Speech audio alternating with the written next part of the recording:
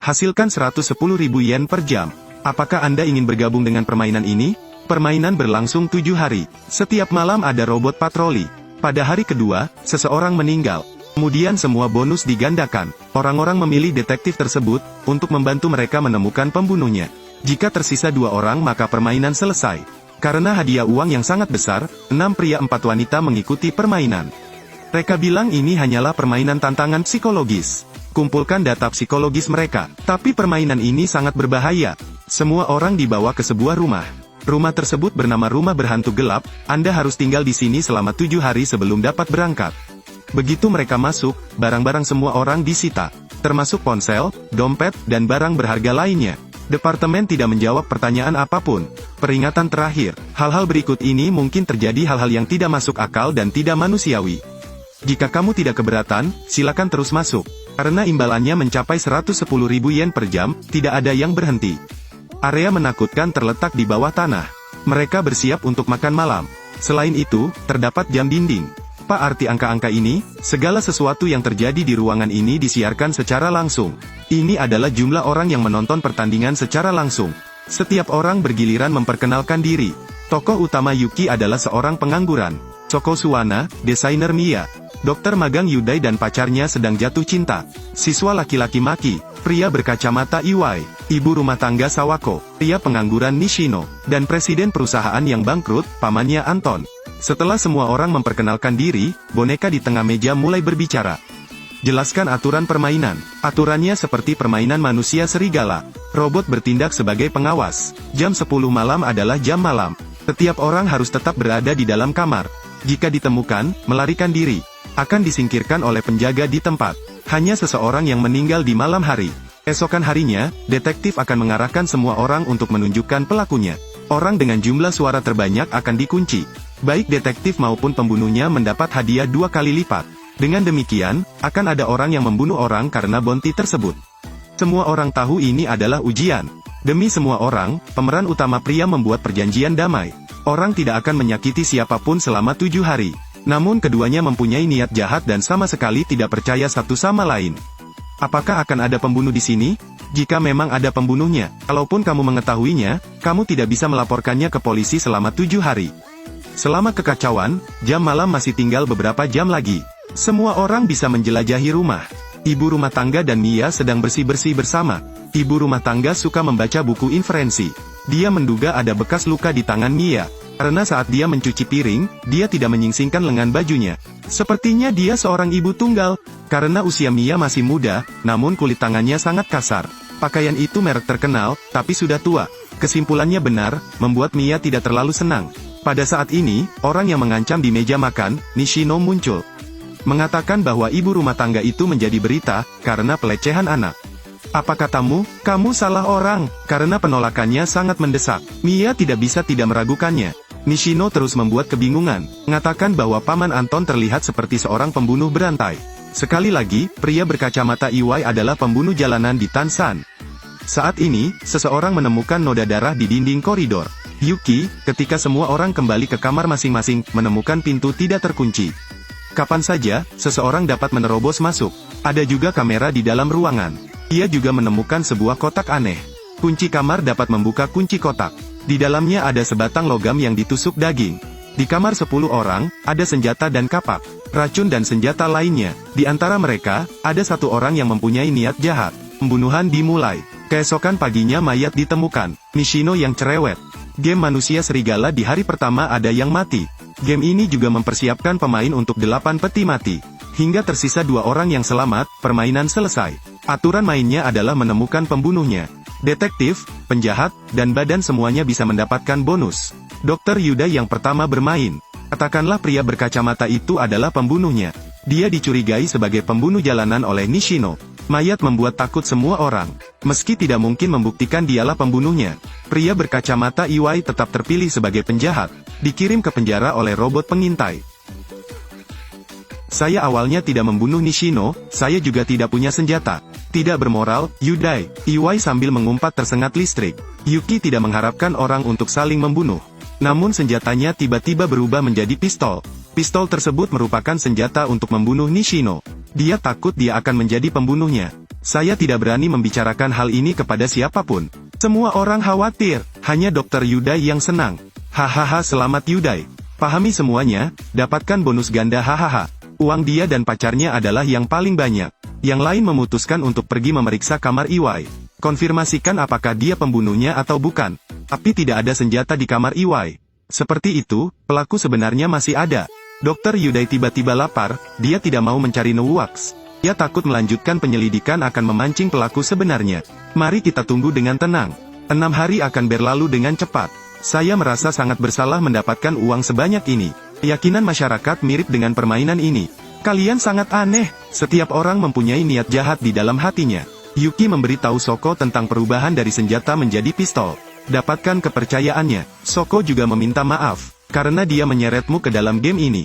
Lama kemudian, Yuki melihat Sawako menyelinap ke kamar Soko. Menurutnya Soko adalah pelakunya. Karakter utama Yuki menyuruhnya keluar. Nyonya Sawako mengucapkan sepatah kata padanya. Di tempat seperti ini, hanya mereka yang memiliki kemauan kuat. Hanya mampu bertahan sampai akhir. Karakter utama Yuki tidak menduganya. Sekali lagi ini adalah kata-kata terakhir antara dia dan Nyonya Sawako. Karena keesokan harinya dia meninggal. Hal ini membuat semua orang semakin stres. Seseorang berteriak, beberapa orang saling meragukan. Maki curiga Soko adalah pembunuhnya. Karena tadi malam, kekasihku melihat Bu Sawako menyelinap ke kamar Soko. Di tengah malam, sosok seorang wanita pun terlihat. Yuki tidak percaya Soko bisa membunuh orang. Suasananya sangat tegang. Paman Anton melangkah untuk menghentikan semua orang. Kemudian ungkapkan dirimu. Dia bergabung dengan permainan karena putranya. Putranya setengah tahun lalu juga mengikuti permainan ini. Namun tidak kembali lagi. Jadi dia mengambil kesempatan ini untuk menyelidikinya. Melihat semua orang menjadi gila. Dia menyadari bahwa putranya telah meninggal. Karena pembunuhnya tidak dapat ditemukan. Anton menyarankan agar setiap orang bergiliran selama seminggu.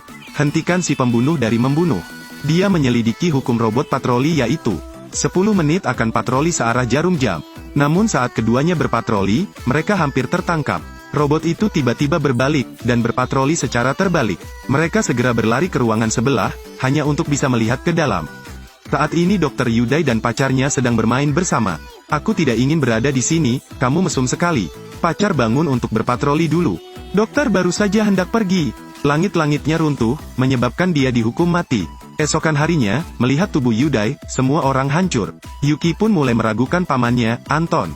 Kamu bilang robot itu tidak akan berpatroli ke arah yang berlawanan. Bagaimana jadinya seperti ini?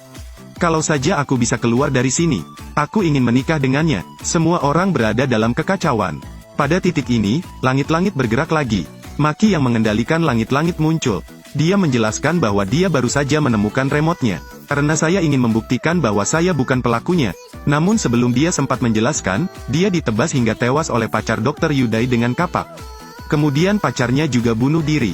Yuki melihat keduanya tewas di depan matanya. Sulit diterima di hatiku. Mereka memeriksa senjata murid Maki. Di kartu itu tuliskan busur dan anak panah.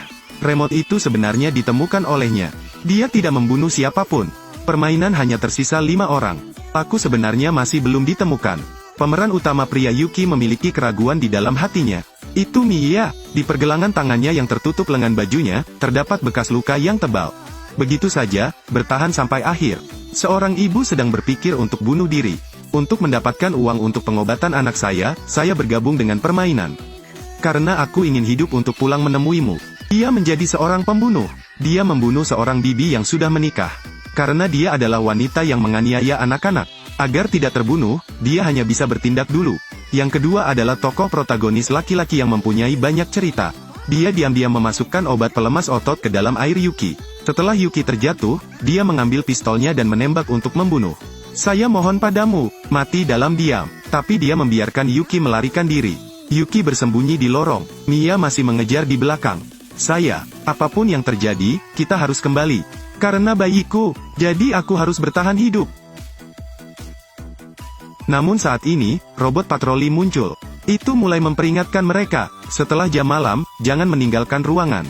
Saat robot hendak mengeksekusi, Yuki sudah berlari ke kamar sebelah. Mia tersingkir oleh robot. Mendengar suara tembakan yang terus-menerus, Yuki sadar. Orang pertama yang meninggal ditembak mati oleh robot. Nishino adalah anggota panitia penyelenggara. Dia rela mati demi hadiah itu. Jadi terjadi kepanikan di depan semua orang. akhirnya mati, untuk merusak kepercayaan masyarakat, buat semua orang berpikir, mereka punya pembunuh, juga membangkitkan niat jahat sebagian orang. Dijelaskan dengan tepat, bounty untuk detektif sukses dikalikan 4 kali lipat. Jumlahnya saat ini adalah 43.392.000 yen. Diam, jumlahnya saat ini adalah 43.392.000 yen. Karena jangan sampai organisasi mencapai tujuannya, Yuki mengulurkan senjatanya, Paman Anton pun mengeluarkan senjatanya. 3 orang memutuskan untuk tidak saling menyakiti lagi. Paman Anton mengapresiasi kejujuran Yuki. Mereka menemukan bahwa jam terus berdetak. Orang-orang yang menyaksikan mereka saling membunuh.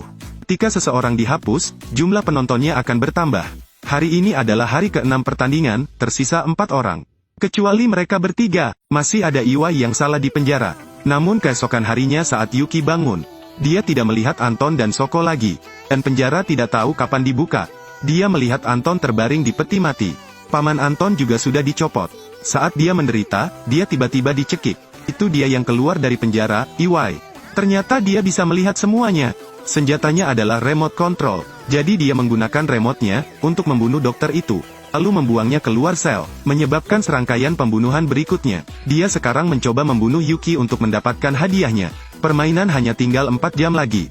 Soko menyelamatkan Yuki dengan pistol, mengancam si pembunuh, tapi Iwai mengambil senjata mereka, ingin menerima bonus sendirian. Pada saat dia melepaskan tembakan, pistolnya meledak. Iwai juga menyelesaikan perannya. Ternyata itu karena siasat pamannya, Anton, untuk memastikan keselamatan semua orang.